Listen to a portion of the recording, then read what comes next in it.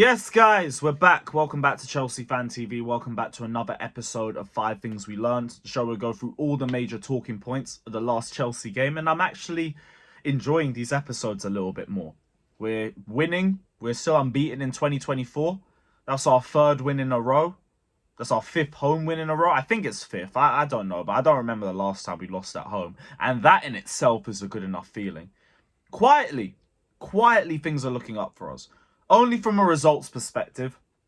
Like, I don't want to drink the Kool-Aid too early. Like, we do know the nature of the teams that we've been playing over the last few games. We have seen the performances and the lack of game management in a lot of those games. So it is really just a results perspective. But this is why I've been saying results are what matters over anything. Because at the very least, if everything else looks alarming, if you're getting results, it's okay. It's okay, because you're still keeping track.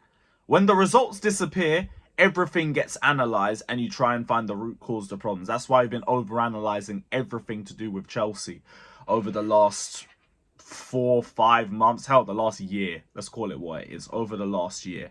But now the results are starting to improve. The mood's starting to improve around Stamford Bridge.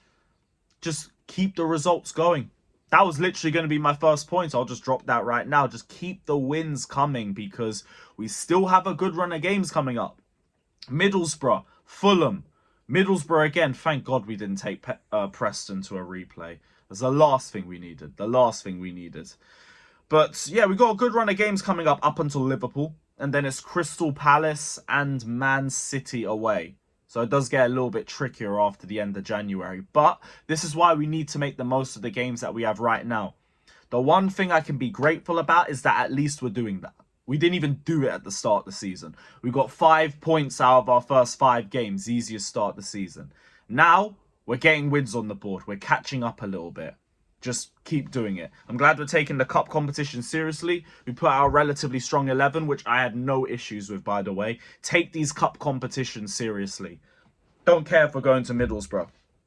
You can do a couple of games playing your strongest 11 or strongest available 11. It's not like we have European football every other week or anything like that. We have plenty of free midweeks coming up. So make the most of what we have. But yeah, I'm happy to see us keep the wins coming. Like, in terms of performance, it's another case of one good half, one crap half. But at least we had a good second half. I guess that's a positive. The first half was just, it's stinky, putrid, disgraceful. Everything up until the goal, in all honesty, just stunk.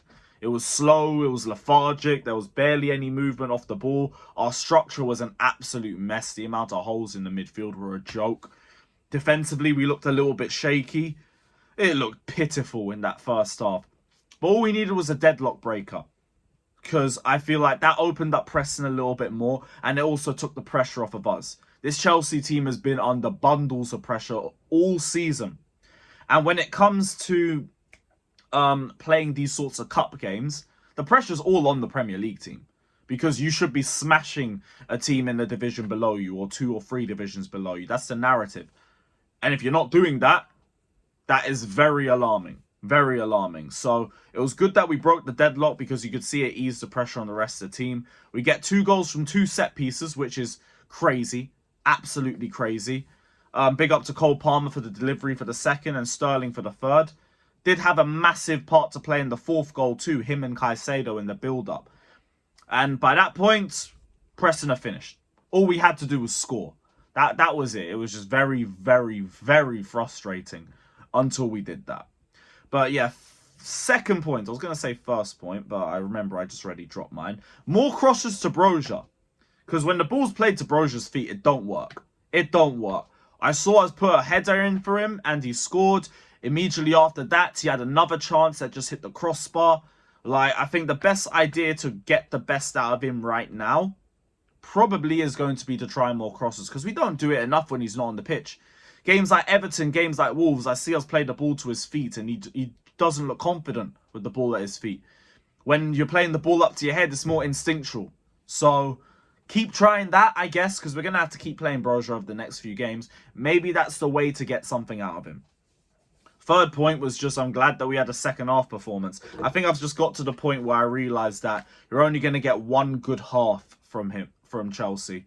Whether it's the first half, whether it's the second half, God knows. But yeah, I'm just glad we had a good second half performance. We woke up a little bit. I want to say we showed a bit of mentality. There's Preston. Like, in reality, we just broke the deadlock. And that's really all that changed anything in that game. So I find it hard to really talk about this because this is a game that we should have won. It just took us ages to click into gear and realize we're Chelsea. We're Chelsea. Boom. Other than that, like, this is standard. This is what we should expect.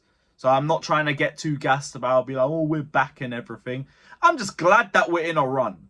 I'm glad that we got a run of wins going for us. We don't get this a lot. That's optimistic. The fact that we have good games coming up is optimistic as well. But I do still feel a little bit nervous because, as we saw today, we can't even break down a mid-table championship side for 60 minutes straight. That's scary. That's scary. The individual moments are still saving us. Thank the Lord. The inexperience is saving us. But hey, what do we know? What do we know? Big up to Gusto. I wanted to talk about him as well. Gusto has been absolutely incredible. First half, I thought he tried to do everything he could from the left-hand side, even though he didn't really feel that comfortable. As soon as we pushed him to the right, unbelievable on both sides, defensively and offensively. It was a brilliant performance from him. One of the best signings that we have made in ages. Ages, just because the security it gives us the right back position. Gusto's ready. And he's there. Him and Reece James is all the depth we could ask for. I don't care who's first. I don't care who's second. That's exactly what we needed. Last point, Gilchrist. I wanted to talk on Gilchrist because he actually had a game now that where we could judge him. And he passed his first test with flying colours. They clearly tried to target him and it didn't work. The guy kept his composure, won the majority of his duels, made the right decisions. I don't think he gave any rash fouls from what I remember. Even had some good moments in progressing the ball. Some nice passes here and there. A nice little turn. From what you could ask for a youth player making his debut, starting for Chelsea, I think he did really well. Even with the nature of the opposition and it being a championship side. I don't care. That's a good game. That's a game worth flexing. I didn't want to jump on the bandwagon with him just making like 1 or 2 tackles and just chasing the ball around. Everyone was getting gassed about his first 2 cameo appearances. And I thought, okay, he shows eagerness. Like, he looks like a good leader in the making. But I haven't seen a lot from him. Now we've got a game with him. I see some assets to his game. I think he looks pretty good. And keep developing. Keep developing. It'll be interesting to see how he develops over the next few years. But Chelsea born and bred, love to see it. Let's hope he's a quality football player or he develops into a quality football player in time as well. But yeah, that's the ends for yet another episode of 5 Things We Learned. Big up to everybody that's locked in. Let me know your thoughts down in the comment section below. We head over to Middlesbrough next and we must, although I say we, I don't mean me because I'm not travelling up to Middlesbrough. I can't be asked for the 8.5 hour round trip. Long. Can't be bothered for that. So there'll be a review here as usual, so keep a lookout for that. And yeah, big up to everybody. Let me know your thoughts, like, subscribe, and as always, up the Chelsea.